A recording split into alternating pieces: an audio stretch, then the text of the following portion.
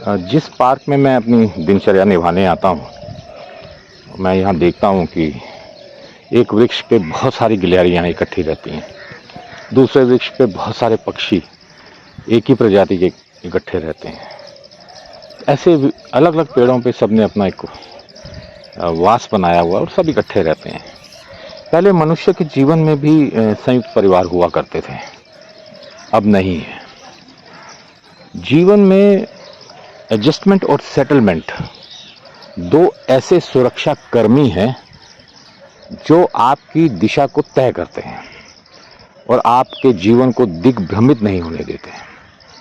ये दो ऐसे पहलू हैं, लेकिन ये दोनों आते कहाँ से हैं?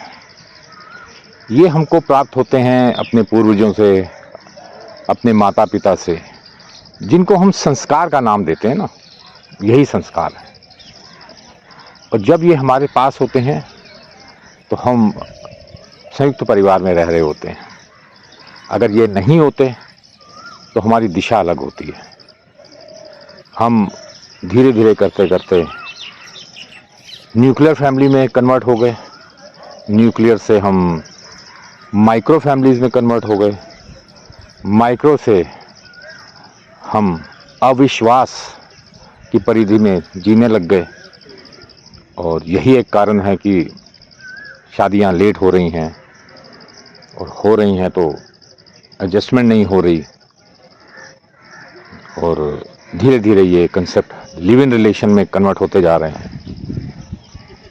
तो ये एडजस्टमेंट और सेटलमेंट, इसकी कमी का ही एक सबसे बड़ा कारण है।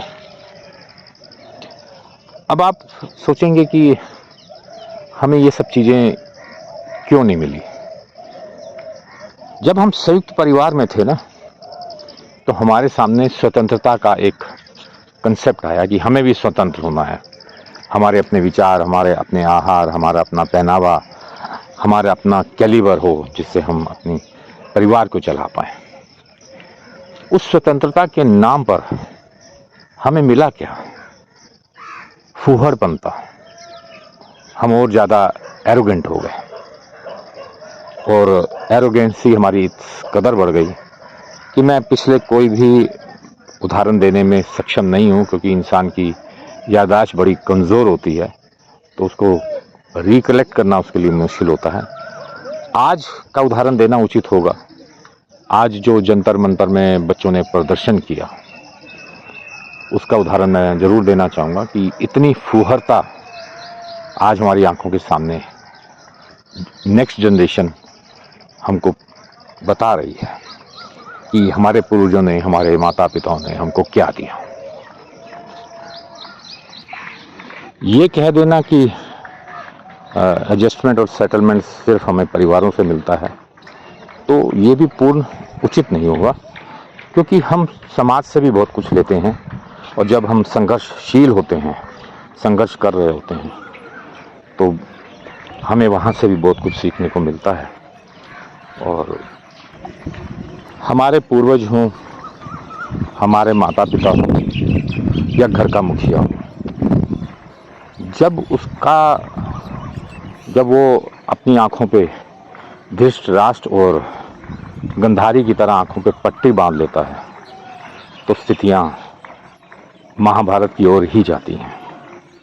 आज वही स्थितियां हैं।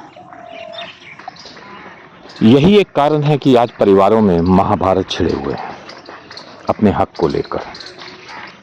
और यहाँ पर एडजस्टमेंट और सेटलमेंट ऐसा लगता है कि पूर्णतः लुप्त हो चुके हैं। हमारे पूर्वजों ने, हमारे माता पिताओं ने, और घर के जो भी मुखिया हैं, उन्होंने आंखों पे पट्टी बांधकर सब कुछ समय को छोड़ दिया, समय के ऊपर छोड़ दिया है। और समय बार बार दस्तक देता है और अपनी बात कहता है कि स्वतंत्रता के नाम पर जो कुछ भी हमने पाया, उसमें सेटलमेंट और एडजस्टमेंट का कोई स्थान नहीं था। इसलिए वो रास्ता कभी भी उचित नहीं हो सकता। और ये सब कुछ जो घर के मुखिया हैं, जो माता पिता हैं, उनको इस पर विचार करना चाहिए। और